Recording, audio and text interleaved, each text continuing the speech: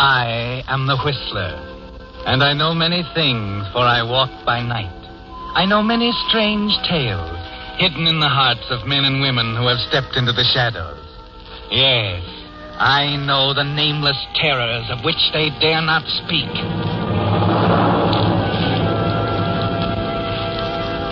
Yes, it's time for another strange tale by The Whistler. Each Wednesday evening at this same time, The Whistler brings you an unusual story of conflict and emotion. Tonight, The Broken Chain.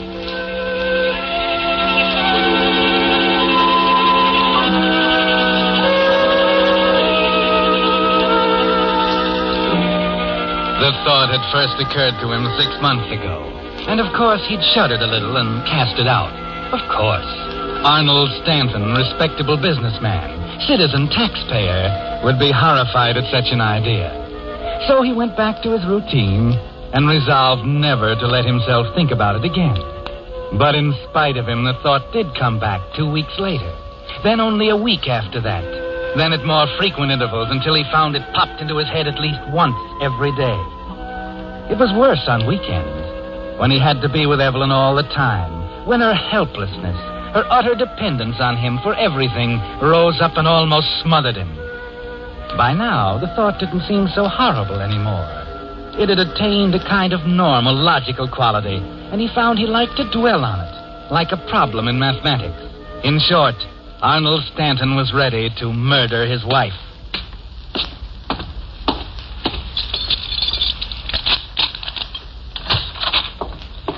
Is that you, Arnold? Yes, Evelyn. You're a little late tonight, dear. Did you miss the bus? Sam Moore drove me home. Oh, of course. It is Monday. Yes, Evelyn, it's Monday. Oh, you look so tired, darling. I think you've been working too hard. Kiss? Of course. That's better. You know, we ought to take a little vacation, a day or two. A week, perhaps. We could get a cabin At Wilder's Cove, right? What's the matter with Wilder's Cove? Nothing. It's been good enough for the past 10 years. I suppose it'll do for the next 10. Oh, you're a darling, Arnold. You always manage to see things my way. And Miss Roberts could look after things at the office while we're gone. Dinner'll be ready in just a minute. Oh, how is she these days? How is who? Oh, Miss Roberts, silly. Same as ever. You know, darling, we ought to have her out to dinner some evening. Not that I want to share you with another woman, but I think about Miss Roberts, and I feel sort of superior. She must lead an awfully dull life. I don't know. She seems to have her interests. Oh, such as they are. Poor dear, working so hard in your office all day, going home to that dreadful lonely apartment. Oh, darling, I'm so lucky to have you. I don't know what I'd do if anything should happen, but we won't ever talk about that, will we, dear? We're so happy, Arnold. Now, you sit right down with your paper, and I'll have dinner on the table in just a second. Very well, dear. There's nothing wrong, is there, Arnold? No. Why? Well, you hardly said a word. What's the matter? Cat got your tongue? Ah, there's it, dear. Now, I'll call you in a shake. I have a special surprise. Baked beans, just the way you like them, and apple turnovers. Is that right?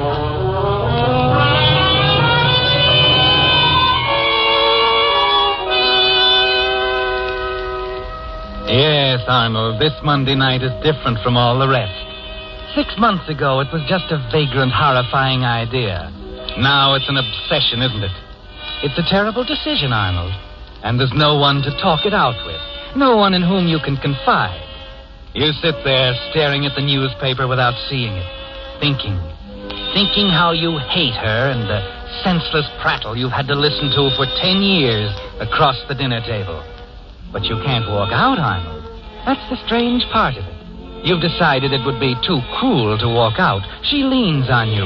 She's dependent on you for everything. No, Arnold, you can't walk out. Arnold, come on, darling. The beans are on the table. Yes, dear. Coming. It's odd, isn't it, Arnold? How a random thought like the one that struck you 6 months ago can take hold and grow. and finally solidify into something very real, as evening after evening of Evelyn's nonsensical prattle drives you closer and closer to it. Yes, you've decided it has to be tonight, haven't you, Arnold? And you're smart enough to realize that most murderers are tripped up by their own cleverness, that the plan surest of success is the simple one. As usual, you help Evelyn with the dinner dishes, but tonight Careful, your mind darling. isn't on your work. That's my best Haviland china. I don't know why, but it struck me tonight that there's no use letting it gather dust in the closet. We almost never use it, and I said to myself, there's no use having nice things if you can't enjoy them. I think that's right, don't you, Arnold? Don't you think that's right? Arnold, aren't you listening to me? Oh, sorry, dear. Yes, of course. Oh. Well, here's the casserole. Be careful, dear. I was saying about using the Haviland for every day. Yes, there's no use having nice things if you can't enjoy them. Well, I hope you don't think it's wrong, Arnold. It is lovely china, but after all, what's the use in having dear, nice... Of course. Oh, do be careful with that casserole, dear. Aunt Leona gave it to us for a wedding present, remember? Poor darling. She'd be alive today if it weren't for that terrible accident. What? Accident? I don't remember. Oh, of course you do, dear. The bathtub. Bathtub? Arnold! Our best casserole!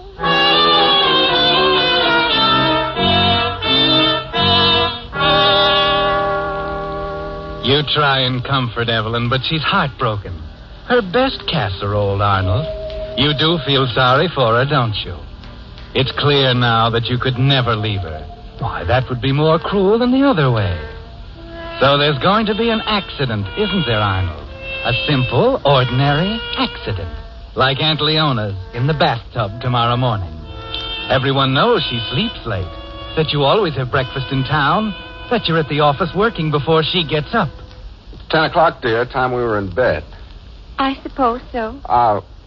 I'm awfully sorry about the casserole, dear. You probably think I'm being silly about it, Arnold. But after all, it's Haviland, and you just can't buy it these days.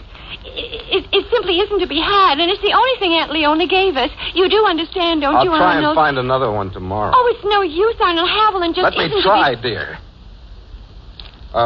About tomorrow, I forgot to tell you that the coffee shop where I usually have my breakfast is closed for redecoration.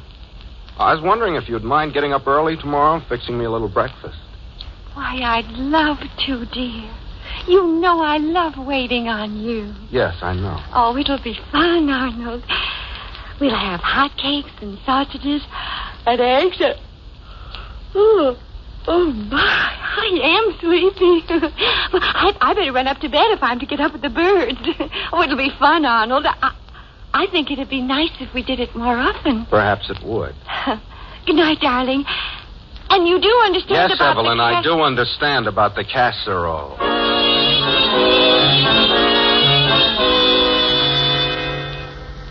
It's a long night, isn't it, Arnold?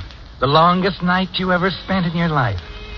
You lie there wide awake, looking up at the ceiling, at the shadow of the chandelier in the moonlight, the black silhouette of its chain against the pale gray of the ceiling.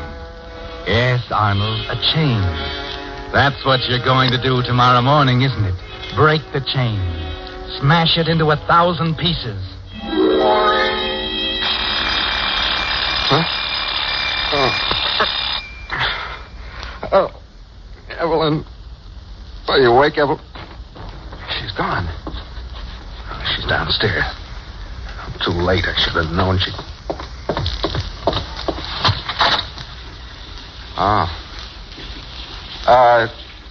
Evelyn? Is that you, darling? You see, I didn't forget. I'm just getting into the tub, and I'll have breakfast ready before you get dressed. Don't hurry. There's plenty of time.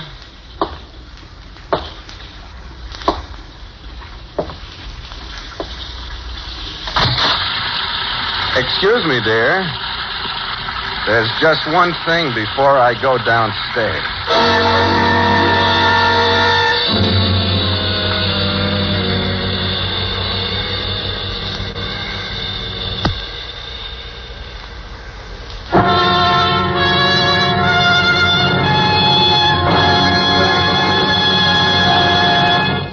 With the prologue of The Broken Chain, CBS brings you another strange tale by The Whistler.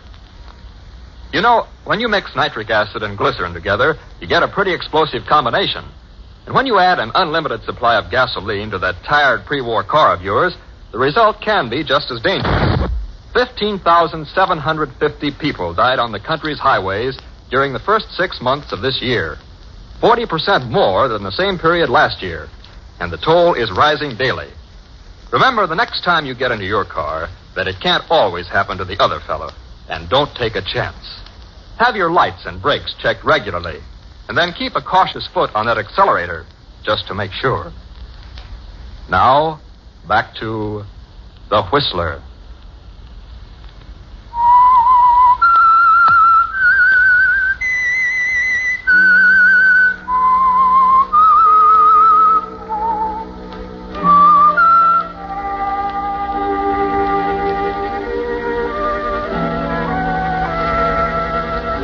So the chain is broken, Arnold, after 12 years. And Evelyn lies dead where you left her, of an accidental fall in the bathtub. There won't be many questions. There can't be. There were no questions about Aunt Leona, were there? Lots of people fall in bathtubs, hit their heads, and drown. And it's so simple, Arnold. You take the 7:13 bus as usual, drop into the coffee shop for breakfast as usual, report to the office at exactly the usual time. The neighbors all know she sleeps until well after you've left, that she must have been alone at the time of the fall. All you have to do now is to carry on exactly as you always do, to be careful that nothing happens on this day that will distinguish it from all the other drab, monotonous days before the chain was broken. Mr. Stanton? Oh, I'm sorry, Miss Roberts. Where was I? Let's see. We will appreciate anything you can do to expedite shipment, since we are committed on delivery by February 1st. Oh, yes, Merton Amalgamated Foods. Please add this, Miss Roberts. Paragraph. Incidentally, Mrs. Stanton wants particularly to be remembered to your wife and suggests if Mrs. Merton is accompanying you east, that you make it a point to stay with us. Regards, and I think that ought to do it. I'll get it out right away. Mm-hmm. Oh, by the way, how is Mrs. Stanton lately? Well, same as ever. She was sleeping like a baby when I left this morning. You know how she is about getting up early. Yes, I know. Oh, it's 11:45, Mr. Stanton. Remember, you have a luncheon appointment at 12:30. Oh, thank you, Miss Roberts. I'll remember.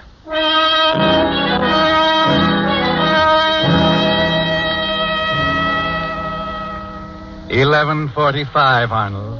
Business as usual. They haven't found her yet. They'll call you as soon as they do, and it can't be much longer. 11:45. Who'll find her, Arnold? The grocery boy or the mailman, perhaps? No, they wouldn't go upstairs. It'll probably be Mrs. Bronson down on the street. Nosy old Mrs. Bronson coming around just about now, pounding on the back door. Oh, it's you, Richard. Oh, what's the matter, Mr. Stanton? You nearly jumped out of your chair. Here's to you know, our day to go over the accounts. Oh, yes, the accounts.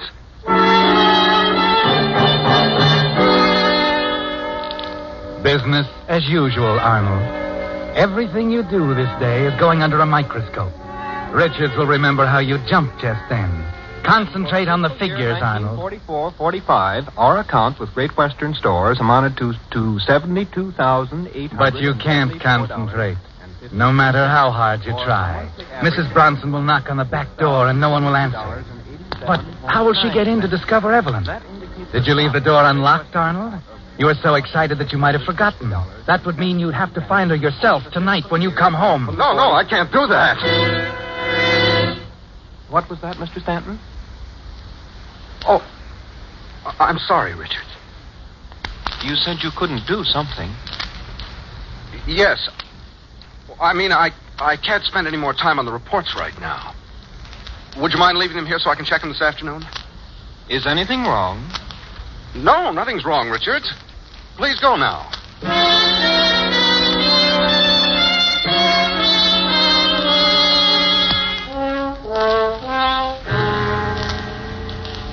There was a Mr. Weston Haverhill to see you while you were out to lunch, Mr. Stanton. Haverhill? I don't know any Haverhill. Well, rather nice-looking young man.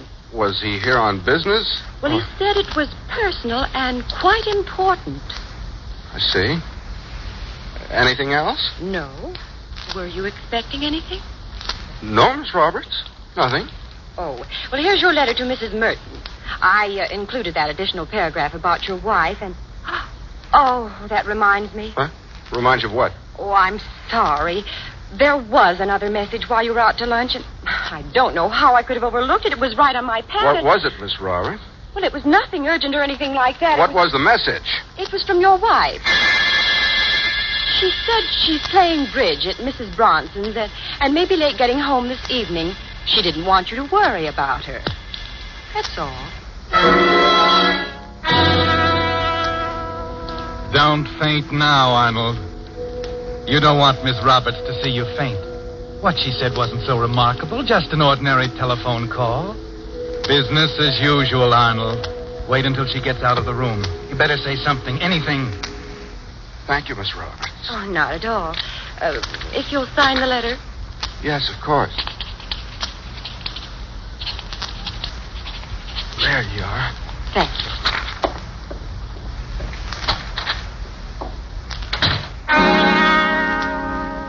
All right, Arnold, she's gone. You can let go now. She won't be back. That's it. Put your head down on the desk and let everything go black. It can't be true. She's not alive. I saw her die. She's not alive. I'll go home and... No, I can't go home. I can't take the chance. Business as usual.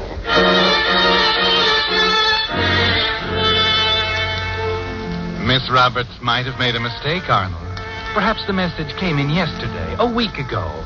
Perhaps she looked at the wrong page of her book by mistake. Yes, Mr. Stanton? Miss Roberts, Yes, sir. I was just thinking... I was wondering... Yes. Yes, sir? No, never mind. I found what I was looking for. Never mind. Well, if there's anything... What's the matter with me? I can't make an issue with a phone call, stand out like a sore thumb afterwards. She... I know she's wrong. I know it. But I gotta rest. I gotta get myself together. Yeah, rest. Try to forget about it.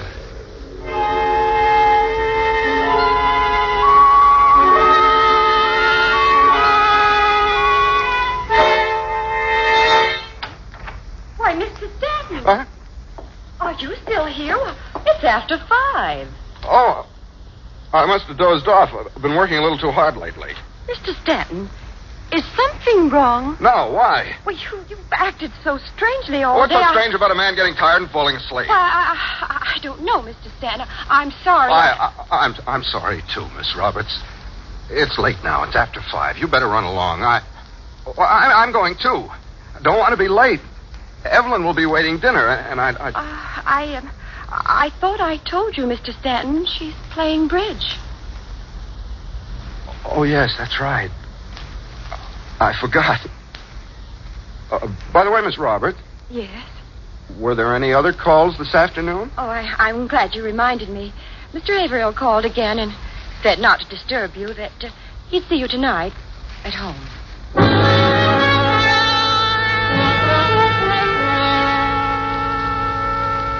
Mr. Haverhill. Mr. Haverhill. You don't know who he is or what he is, Arnold, and you haven't got time to think about it now. Perhaps he's a plainclothesman, a detective. Anything is possible, isn't it? You've been such an awful failure. Business as usual, Arnold. Nothing you've done today was usual. Barking at your secretary, jumping at open doors, falling asleep exhausted for 4 hours this afternoon. And they'll remember everything when the time comes, Arnold. But still, you can't run out now. You've got to go through with it. You've got to go home and find out once and for all.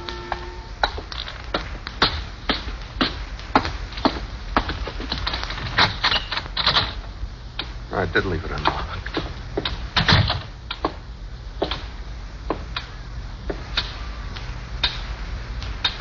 Evelyn? Are you there, Evelyn?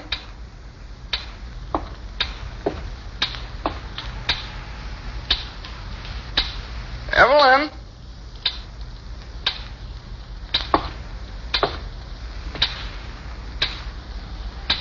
Evelyn? Evelyn!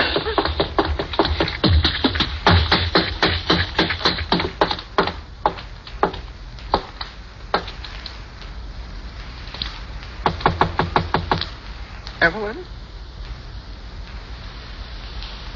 Evelyn, dear?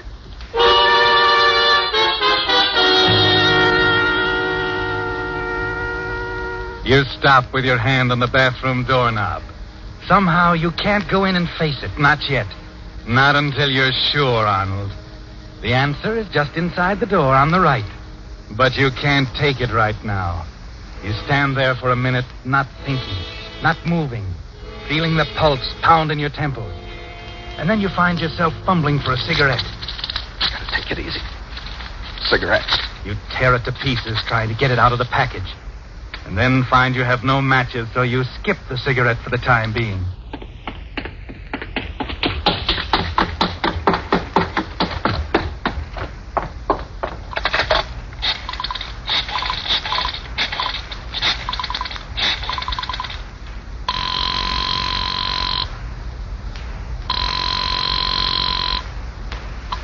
Hello? Hello, Mrs. Bronson? Yes. Who's this, please? Arnold Stanton. Oh, yes, Mr. Stanton. I don't want to bother you, Mrs. Bronson, but... Well, is anything the matter? You don't sound quite like yourself. No, nothing like that, Mrs. Bronson. I just... Yes? There was a message for me this afternoon at the office. Something about Evelyn playing bridge, I think. Oh, yes. She isn't there with you, is she? Why, yes, Mr. Stanton. She's right here. Would you like to speak to her? Yes, I would. Well, just hold on. Evelyn? Evelyn, dear? Hello? Evelyn. What's the matter with you? Evelyn, I don't understand. Wait a minute, Mr. Stanton. This is Mrs. Bronson again. Evelyn isn't here after all. I'm terribly sorry. She must have left while I was talking to you. Probably on her way home now. Ought to be there.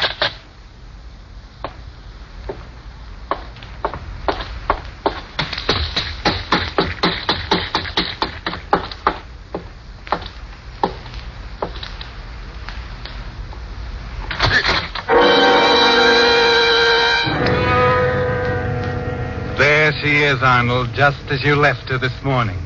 There's only one answer now. They discovered her and they're trying to trap you. Mrs. Bronson knows. Miss Roberts knew this afternoon. They all know.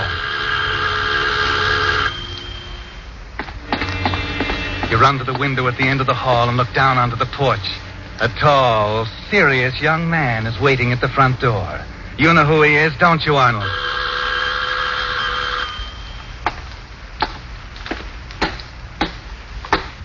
You have to face him, Arnold. One thing more and you'll be sure. Slowly, you walk to the front door.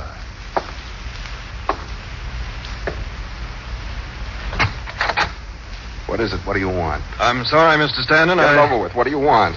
My name's Haverhill. I've come to talk to you about your wife. I thought so. It's a rather serious proposition, you know. Well, can't you come back later? No, I want to... Listen. Just give me 5 minutes. That's all I want. Just 5 minutes. Now, wait a minute, Mr. Stanton. Go away. Now, Come back later. Go away. Go away.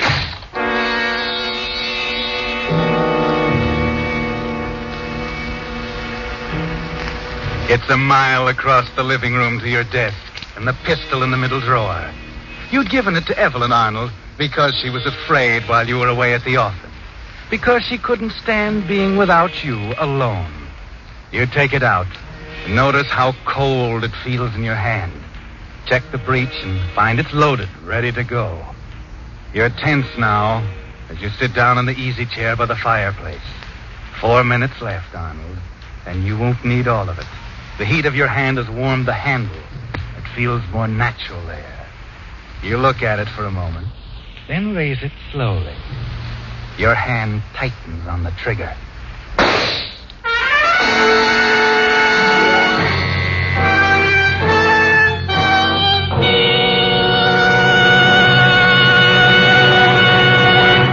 The Whistler will return in just a moment with the strange ending of tonight's story. You know, it's beginning to look like all predictions about summer travel this year are being topped by the actual figures. Mr. and Mrs. America are bundling the suitcases and the kids into the family car and taking to the woods for the biggest vacation season since 41. And, of course, we have it coming. But please remember this. Be careful with fire. Don't throw tobacco or matches from your car, even if you're sure they're out. Use the ashtrays instead. Build campfires only in areas where they're permitted, and make doubly sure they're extinguished before you leave. The forests are ours to enjoy, but they're our responsibility, too. So remember these simple rules, and do your part in helping to prevent forest fires. Now, back to The Whistler.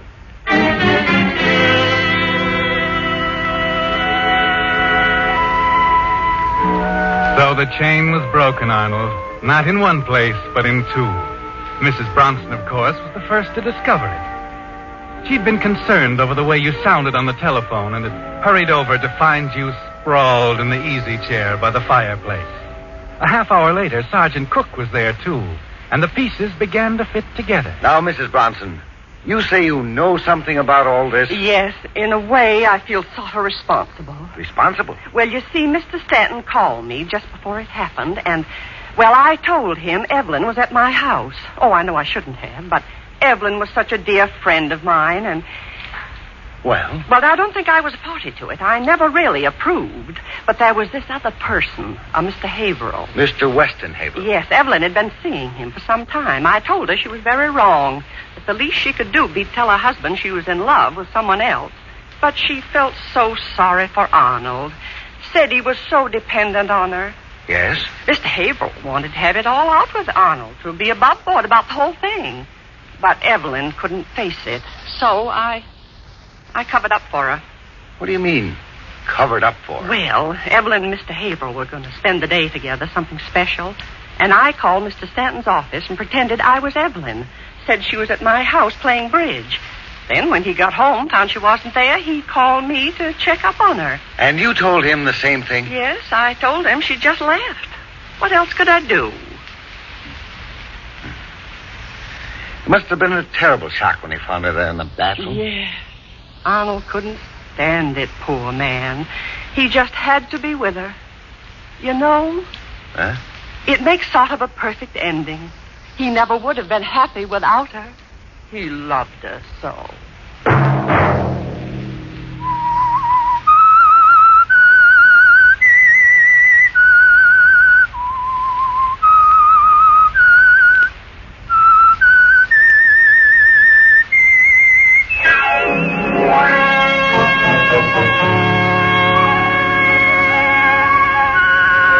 Next Wednesday at this same time, The Whistler will return with another strange tale. Featured in tonight's production were Elliot Lewis and B. Benaderet. This program is a featured production of the Columbia Broadcasting System and was directed by George W. Allen, with tonight's story by Robert Libet and Frank C. Burt. Music by Wilbur Hatch. The Whistler is transmitted to our troops overseas by the Armed Forces Radio Service.